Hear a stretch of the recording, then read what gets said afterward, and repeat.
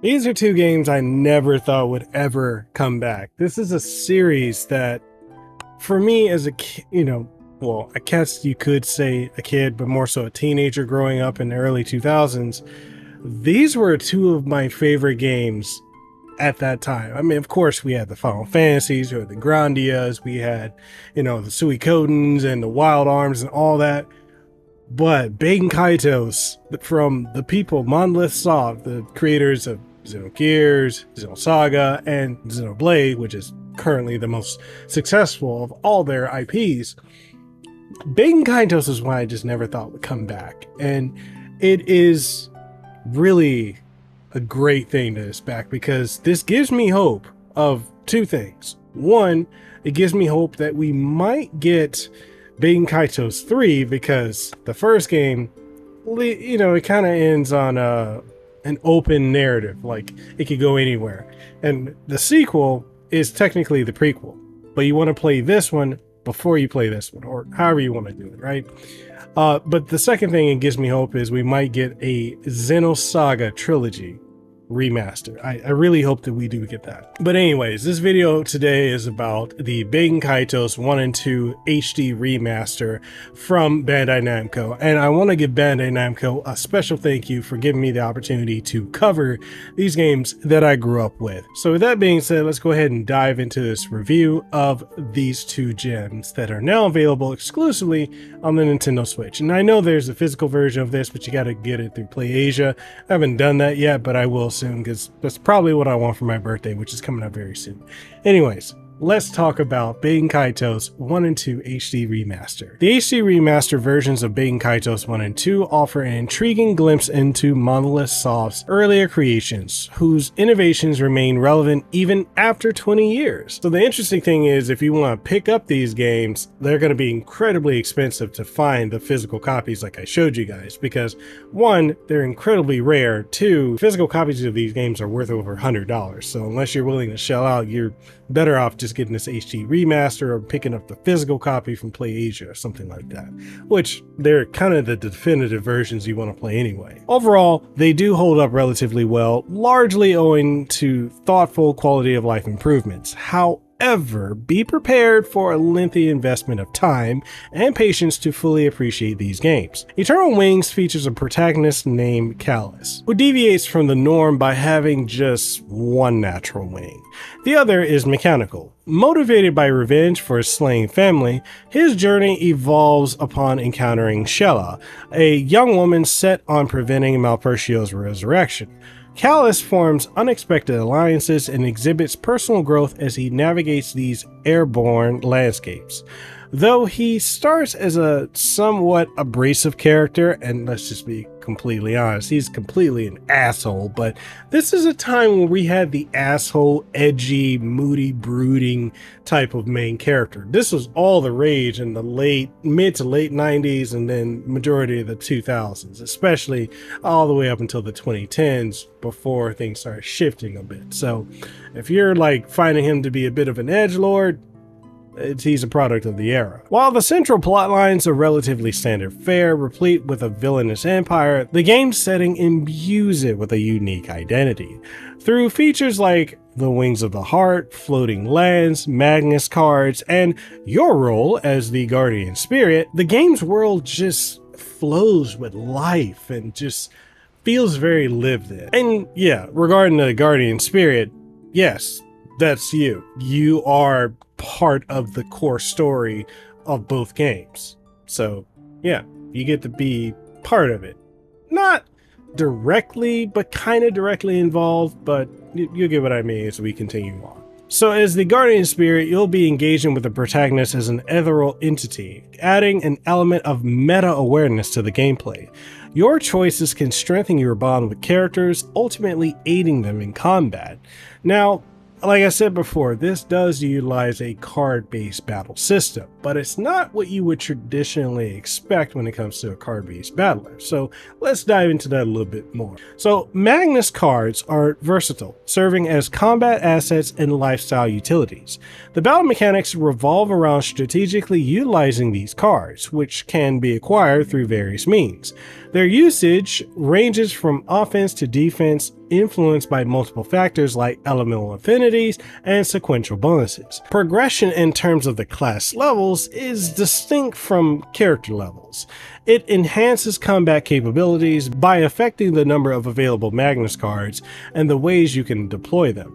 Combat introduces real-time elements requiring quick decisions when selecting offensive and defensive Magnus cards. Now, mastering these intricacies takes time and patience, but it becomes rewarding. Baten Kaitos Origins tweaks these mechanics, presenting a quicker paced experience, albeit with a steeper initial learning curve. Yet I found Origins more engaging due to its faster pace and post-battle full recovery feature, which enables more adventurous combat scenarios. However, these games are not for everyone. If you're not willing to delve into the mechanics and tutorials, you may find the experience frustrating. I experienced this firsthand with Origins, struggling initially until I rediscovered the rhythm of the game. Both titles offer gameplay variants, differing in how experience is gained, currencies are required, and even in the general mood of their narratives. Technically, the remaster versions introduce much appreciated quality of life features. These include disabling encounters, speeding up gameplay, and other accessibility options which collectively save me hours. Now, I also want to mention that the frame rate has been increased. The original game ran at a frame rate of about 30 frames per second or 30 fields per second, whereas this runs at 60 frames per second. So it feels substantially faster than the original, and aside from the lack of the English voice acting, which we'll get into in a minute, I really feel like this is the definitive way to play this game. Now, we have to talk about some of the downsides, and the drawbacks of this game are the inconsistent frame rates, which can go up and down depending on where you are. It needs to be locked, but it's not a locked 60 frames per second. And then the removal of the original English voiceovers. Granted, the audio quality and the voice acting in Baten Kaitos, Eternal Wings, and The Lost Ocean was not great by any stretch of the means. In this world, there are things that people mustn't touch. Who cares?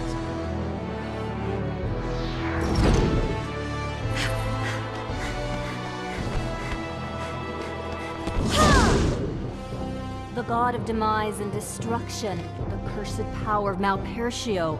The Aunt Magnus? Never heard of that before. Damn! The bastards! It's unthinkable to act against the Empire? Us heroes, we have so much to do. I've been waiting. Kill him. If left alone, he will prove a threat to my empire. Let us trust the young, One more. who hold the spirit within them. The struggle alone will fill a great emptiness within you and ease your pain. How long have you known? Come on, Kibari! Move it! Go away! Our only hope is the long-lost ocean. Awaken! Ancient god of destruction! Be what you always dreamed to be!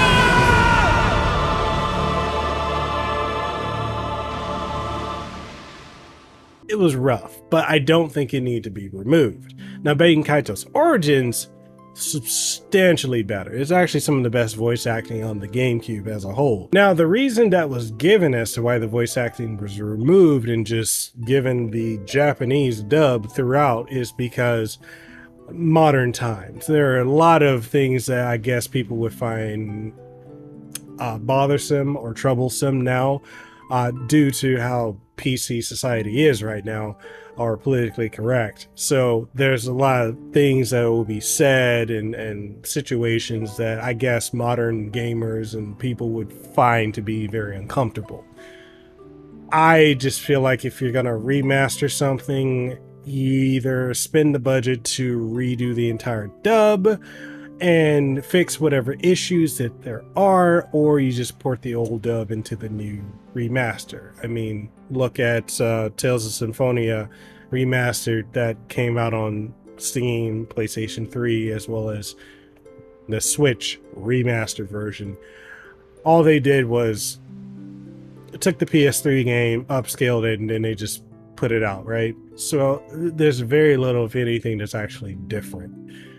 I don't know why they couldn't do that with this, but I don't know. It is what it is. So despite those issues, the soundtracks composed by Motoi Sakuraba, renowned for his work on the Tales series and others, enhance the overall experience with their standout compositions.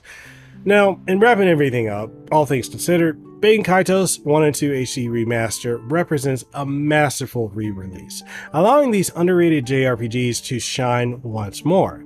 While the mechanics may initially pose a challenge, persevering yields a deeply satisfying adventure. With modern enhancements, these classic titles are now accessible to newcomers and nostalgic for returning players. It's a welcome return for these unique gems on contemporary platforms, and if you haven't already, I highly recommend you go out and pick these up. And with that being said, that's the review for Baten Kaitos 1 and 2 HD remasters. And again, I want to give a big thank you to Bandai-Namco for providing the review copy of this game. And yeah, what do you guys think of it? Have you played Baten Kaitos either 1 or 2? Or have you played them back when they came out, or have you picked it up now? Whatever your thoughts are, let's go ahead and get the conversation going in the comment section down below.